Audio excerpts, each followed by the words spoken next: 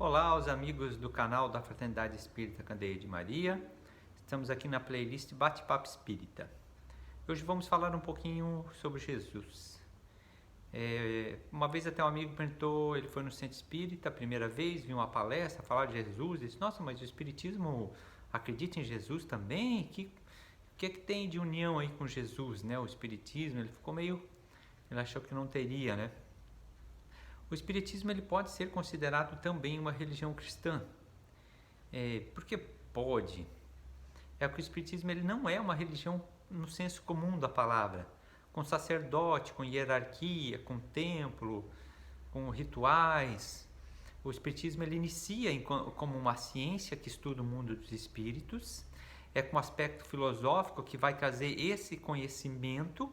E desse conhecimento que vai surgir, vamos dizer, a questão religiosa, porque ela é uma consequência deste.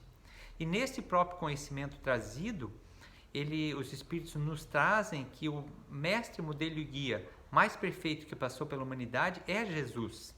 E quando foi lançado a terceira obra do Espiritismo, o Evangelho segundo o Espiritismo, ele vem ali trazendo uma comprovação para o espírita que o Espiritismo é a terceira revelação prometida por Jesus. Então, sim, ele tem muita consonância e ele pode ser reconhecido, sim, para os espíritas. Nós somos também uma religião cristã, mas bastante diferente de muitos contextos. Contextos, vamos dizer, mais ortodoxos, contextos da religião tradicional. Porque a epistemologia vamos dizer, do conhecimento, da teoria do conhecimento, a epistemologia teológica, ela geralmente vai vir por revelação. Revelação de um homem, de um sacerdote, de um profeta, né? Trazido para os homens de uma revelação divina, nesse contexto, mas ela tem um caráter de revelado, né? E o Espiritismo, ela não foi revelado. Mas não foi os Espíritos que trouxeram? Foi, só que foi de uma forma diferente. Allan Kardec, não foi ele que recebeu essa revelação, não veio por ele, não é Allan Kardec que recebeu toda a informação dos livros espíritas, mas sim, ela foi de que forma? Foi por médiuns, que vamos dizer, a astronomia, ela utiliza o que para estudar os astros, o telescópio. O Espiritismo estuda o mundo dos espíritos, então ele vai utilizar, em vez de telescópio, pessoas com capacidade mediúnica, que é o quê? É aquele que tem a capacidade de intermediar, fazer uma ponte entre o mundo físico e o mundo espiritual, a qual todos nós temos um certo aspecto, mas o mediunismo, a mediunidade ostensiva de trabalho, são alguns que as têm. E até hoje temos estudos científicos, um deles trazido por Sérgio Felipe de Oliveira, onde ele estuda a glândula pineal e descobre que os médios ostensivos trazem na glândula pineal ela com cristais de apatita, diferente daqueles pessoas que não trazem a mediunidade ostensiva. Mas não é assunto de hoje, mas se alguém se interessar, pode botar aí no canal uma pergunta referente a qualquer desse assunto, que essa playlist Bate-Papo Espírita é para isso, para a gente conversar, vocês perguntarem e a gente fazendo divino em cima das perguntas, né? Estou aqui tomando meu chimarrãozinho, né, para ficar um bate-papo mesmo. Então, voltando ali, Sérgio Felipe de Oliveira, ele faz essa pesquisa, ele traz um caráter científico para isso. Então, Allan Kardec, ele fez as perguntas, mas ele recebia as respostas e ele analisava essas respostas. E a primeira livro dos Espíritos, com em torno de 500 perguntas, essa foi feita apenas em um grupo mediúnico, justamente. Mas a partir daí, que ele lançou o Livro dos Espíritos, começou a ter muitos outros grupos espíritas espalhados pela própria França e em todo o mundo, e Allan Kardec começou a entrar em contato com cartas com esses grupos. Então ele fazia lá uma certa pergunta e mandava a mesma pergunta em carta para vários grupos mediúnicos. E com isso depois ele pegava as respostas, coletava e via se elas tinham um caráter realmente de respostas iguais, né? Então, assim, foi o modo que foi se desenvolvendo um estudo sobre respostas e comunicações mediúnicas. Não foi algo que simplesmente foi aceito. Teve ali textos que Kardec levou mais de 10 anos para publicar, porque ele dizia que é melhor a gente guardar 10 verdades do que, vamos se dizer, expor uma mentira, uma falácia, porque essa falácia, a partir do momento que está exposta, tu não busca mais. E a verdade, mesmo que tu retenha, ela vai acabar vindo à tona. Então era um parecer de quê? De um cientista, de um filósofo, né? Allan Kardec, ele estudou com Pestalozzi, ele ajudou Pestalozzi em Yverdon. Sempre que Pestalozzi saía, ele já assumia a direção da universidade. Ele era poliglota, ele falava mais de 6 línguas, dava aula de tudo que assunto, fez apostilas, inclusive para concurso público, para Paris. Eu nem sabia que já tinha concurso público naquela época, em Paris já tinha. Então ele foi um acadêmico, Hippolyte Léon Denisard Rivail, e acabou substituindo o nome quando ele lançou as obras espíritas, justamente para não confundir os seus leitores. Senão alguém ia lá buscar um assunto pedagógico e ia encontrar uma coisa totalmente diferente. Então esse foi o motivo que fez que ele assumisse o pseudônimo de Allan Kardec, que foi uma reencarnação dele como um mestre druida em uma vida passada, onde ele recebeu essa informação também de comunicação mediúnica. Ok? Nós iríamos bater um papo sobre Jesus? Estamos aí falando da doutrina espírita de Kardec, mas essa é a questão, né? A gente vai falar de Jesus à luz da doutrina espírita, que não é Jesus, é o mesmo. Mas muitas vezes tem tantas coisas debruçadas sobre a mensagem do Cristo que a mensagem, a essência fica escondida. E a gente acaba, vamos se dizer, discutindo coisas irrelevantes. Um exemplo, será que o corpo de Jesus desmaterializou ou será que ele foi roubado? Não importa. Isso não importa, isso não muda nada. Será que Jesus realmente teve um caso com Maria de Madalena, como alguns historiadores tentam colocar isso? Também não importa. A mensagem dele continua a mesma. É lógico que a quem gosta de estudar história, teologia, tendo um grupo de estudo, ele pode se prender a isso, mas muitas vezes para entender o contexto complexo. Mas a gente precisaria extrair a essência de Jesus. Então, Jesus é um espírito crístico. A gente tem um estado de evolução que a gente vai passar pela fase animal, pela fase racional, que é o homem, pela fase angelitude, que é o espírito puro, não precisa mais reencarnar. Depois do espírito puro ainda vai chegar o espírito crístico. E Jesus já era espírito crístico quando a Terra foi construída. Como construída? Ela foi formada, montada, não foi chegada ali, vou fazer um negócio agora aqui, e 5 minutos ou 7 dias está pronto. Então tem que pegar esses 7 dias, dividir em eras, essas eras então, de pegar 4 bilhões e meio de anos e dividir por 7 dias. E fosse eras, né? Porque o 7 é o número do todo, é um número que completa. Então nesse contexto, Jesus naquela época, 4,5 bilhões de anos atrás, que ajudou a formar e dar forma ao planeta Terra, e isso está no livro A Caminho da Luz, de Emmanuel por Chico Xavier, já era um espírito crístico. Então, para ver que espírito de luz avançado, e hoje ele ainda está à frente do mundo. Ele é o governador do orbe terrestre, ele é esse governador. Está ali também no livro Brasil com o Coração do Mundo, Pátria do Evangelho. Ele tem ajudantes, vamos dizer, Ismael é um espírito que é o governador do Brasil. Às vezes a gente acha que o Brasil está na mão só do povo e dos políticos. Não, está na mão da espiritualidade. Só que a espiritualidade vai deixar a gente caminhar, muitas vezes, para onde a gente precisa passar por estados de aprendizados. Nós podemos fazer escolhas, mas nós vamos ser escravos das consequências. Isso individualmente e coletivamente também, né? Então Jesus, ele vem e reencarna, ele tem forma para quê? Para caminhar um tempo com a gente, para ele mesmo nos trazer a mensagem divina. E ele trouxe leis não para a Terra, ele trouxe leis que são leis universais e cósmicas. Lei de amor, lei de caridade, lei de mansitude. Quem herdará o reino da Terra? Os mansos e pacíficos. Quem de nós aqui se considera manso e pacífico? Hoje a gente é até criticado se a gente se colocar nessa condição de manso e pacífico, como bobo. Então, será que a gente pode se dizer realmente cristão? Ah, será que isso Jesus falou, mas era muito antigo e não serve para hoje, porque hoje a sociedade é mais turbulenta? Não, aquela época ela era muito mais turbulenta. Os primeiros cristãos, os primeiros 300 anos, na minha concepção, foram os verdadeiros cristãos. Aqueles que morreram nas arenas, aqueles provaram que eram cristãos. Eles não tentaram defender o seu corpo, porque eles sabiam que eles eram o espírito, que eles eram muito mais do que o corpo. Eles não abjuraram a verdade de Jesus quando era chegado no calabouço e dissesse: abjura do Cristo, das ideias do carpinteiro, que você vai ser solto.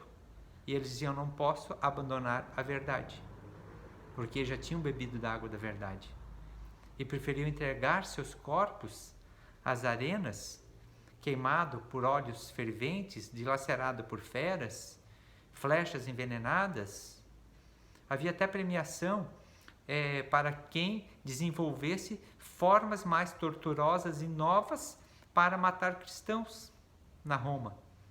Então havia lá uma casa de alguém da alta sociedade e o momento ápice, agora vamos ver os cristãos serem massacrados e mortos.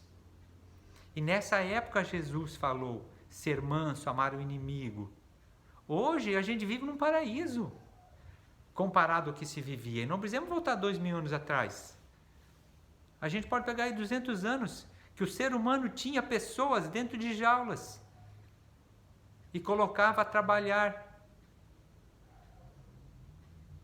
tratado como animal, que nem animal hoje não pode ser tratado dessa forma. Se você tem um cachorro e você tratar ele da forma que se tratava os nossos irmãos negros, você é preso se você for denunciado. Você é multado. E a gente ainda quer dizer que hoje está pior, que a gente vive no caos, que está tudo ruim, Hoje tem a notícia: a gasolina aumentou de novo, tudo aumenta e a gente só paga imposto. Por que a gente vive assim? Por que a gente está pagando tanto imposto? Por que a gente tem governantes ladrões? Sabe por quê? Porque é o que a gente merece. É o que a gente merece. Enquanto o ser humano não introspectar a mensagem do Cristo, não na cabeça, como faziam os fariseus, os fariseus pegavam a lei, eles amarravam na cabeça, botavam na mão. Só que eles não faziam aquilo, eles não viviam de acordo com aquilo. Então Deus chamou eles de hipócritas, de sepulcros, podres por dentro e bonitos por fora. Então não adianta, a gente tem que ter o quê? Paz no coração e vibrar amor. Falar de amor. Será que a gente tem coragem de falar em Jesus em uma confraternização entre amigos? Ou será que a gente vai ser bitolado de chato e eu tenho vergonha? Pedro teve vergonha. Pedro teve medo, não vergonha. E negou Jesus 3 vezes. Então será que vamos ter medo? O livro Brasil, Coração do Mundo, Pátria do Evangelho nos diz assim: será que esta vez vamos progredir por amor ou será mais uma vez necessário o cajado da dor? Será que essa pandemia já foi suficiente? Ou será que a gente vai precisar ter coisas piores? Vai depender da gente, vai depender de nós. Não vai depender do outro. E vai depender de mim, de você. Mas não vai depender de quem está do meu lado, porque eu não posso mudar ele, eu tenho que mudar a mim mesmo. Então, a essência de Jesus é ensinar através da mensagem que a gente possa passar, mas viver de acordo com essa mensagem. Ensinar através do exemplo. Só que nós vamos ter uma fase, nós somos humanos, é lógico. Os discípulos brigavam entre eles, imagina nós. Então a gente vai ter o quê? A gente vai precisar passar numa fase que é o quê? Se eu quero ser cristão, eu tenho que entender Jesus. Jesus, lá na essência, estudar ele. Jesus era judeu, não era nem católico, nem espírita, nem protestante, judeu. Que religião Jesus fundou? Nenhuma. Jesus não fundou religião. Os seus seguidores, sim, começaram a desenvolver. No começo, a Casa do Caminho. Depois, por sugestão de Lucas, então, começaram a se chamar de cristãos. Depois, Constantino, no século III, então, acaba absorvendo vamos dizer, esse movimento e acaba utilizando desse movimento, e ali a gente começa a ter, então, uma deturpação da ideia de Jesus, né? Onde hoje a maior parte das religiões cristãs, elas têm partes do cristianismo, partes do Cristo, mas tem muitas outras coisas também, e é natural, né? Então, a gente tem cultura que eu acho linda, vamos dizer. A catedral da maior parte das cidades, ela tem uma cultura greco-romana, e é bonito, né? É uma cultura que é legal. Mas eu não estou dizendo que a gente não possa aproveitar isso, mas estou dizendo que se a gente quiser se dizer cristão, não é ir. Então eu vou no centro espírita uma vez por semana, eu sou cristão. Eu vou na missa e tomo hóstia e pago o dízimo, eu sou cristão. É o que eu vou fazer lá fora. É o que eu vou fazer fora do templo. Jesus, onde é que Jesus ensinava? Em qualquer lugar. Ele ensinava em sinagoga, mas ele ensinava nas oliveiras, do lado de um poço parado quando ia pegar água, caminhando na praça pública, no monte, qualquer lugar. Ele ensinava onde tinha pessoas que o ouviam, mas pessoas que o queriam ouvir. Porque se de a pouco se tornar um chato também, saindo atrás das pessoas, querendo transformar elas, aí eu estou jogando para elas aos porcos. Mas eu posso dizer, olha, eu estou aqui. Se você precisar de uma ajuda, de alguma coisa. E hoje estudos sobre a base de Jesus tem muito estudo que a gente pode buscar. Jesus, ele não trabalhou sozinho. Ele buscou seus companheiros, apóstolos, para ajudar. Então, se eu quero trabalhar na seara de Jesus, que eu me envolva com um grupo, porque sozinho é mais difícil. É mais difícil. Jesus nunca cobrou, nem pelos seus ensinamentos, como o próprio Sócrates já não cobrou. Porque o ensino é universal, o conhecimento é universal. Então Sócrates dizia que a gente não poderia cobrar por algo que é o do universo, é universal, não é meu. Eu só vou descobrindo aquilo que já existe. E quanto mais eu descubro, mais eu entendo que nada eu sei. Então Jesus não cobrou por cura, não cobrou por nada. Trabalho cristão, então, é trabalho de caridade. É pelo próximo, mas o mais ajudado sou eu mesmo, quando eu incorporo isso. Então, são alguns aspectos de Jesus. Porque, como eu disse, falar um pouquinho, porque não é nada isso. Isso não é nada de Jesus ainda. Mas a gente refletir um pouco, pensar, o que será que ele gostaria que eu fizesse para ele? Em vez de a gente só pedir para ele. Nossa, mas Jesus, será que pode precisar de mim? Lógico que precisa. O que ele nos disse? Quem estará ao lado dele no dia que chegar a hora? Aquele que chamou seu nome, aquele que falou em Jesus? Não. Aquele que me alimentou quando eu tive fome. Aquele que me deu de beber quando eu tive sede, que me visitou quando estive doente, que me agasalhou. Mas quando Jesus disseram que tu esteve nessas condições, cada vez que fizesse isto a um dos meus pequeninos, fizeste a mim. Então isso, Jesus precisa de nós para nós ajudar o nosso próximo. Só que assim é nós que nos ajudamos a nós mesmos. E só quem faz com verdadeiro sentimento de caridade que vai entender isso. Porque se eu fizer e dizer, Jesus, estás vendo aí, olha, né? Porque se não vou fazer e tu não enxerga, não adiantou. Aquela pessoa até foi ajudada, mas eu não fui. Agora, quando eu fizer por amor por aquele, e naquele momento de fazer, eu não preciso fazer uma prece, uma oração, mandar mensagem para Jesus, pensar nele. Porque eu vou me conectar com Jesus naquela emoção com o próximo. Ali é a verdadeira caridade que Paulo nos oferece. Que a verdadeira caridade sem amor nada vale. Que se eu entregar o meu corpo a ser queimado no nome de Jesus, se não houver caridade e amor, de nada adianta.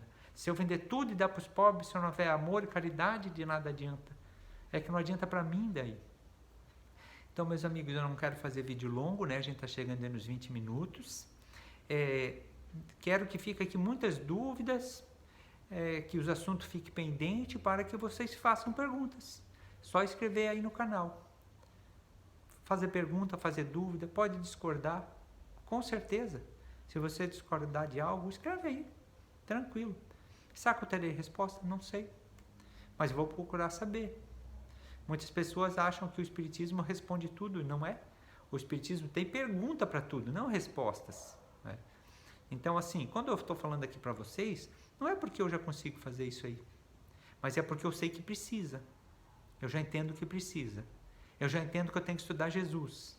Essas são as partes que eu estava falando, já esquecendo de dizer. Primeiro é entender que eu preciso estudar Jesus, aí eu vou compreender. Quando eu compreendi, saber que isso não é utopia, que isso é necessário, isso é bom e precisa. E daí eu transformar para mim, devagar, com o tempo, sendo caridoso comigo primeiro. Daí com certeza a gente devagarinho vai começar a acertar um pouco mais e tudo vai ficar um pouco mais fácil. A gente vai ter muito problema, muita dificuldade, porque Jesus nunca disse, me dê a tua cruz que eu carrego. Ele diz, pega a tua cruz e leva, eu vou te ajudar, mas leva a tua cruz. Então é isso, meus companheiros, fiquem com Deus e qualquer coisa, manda pergunta aí. Grande abraço.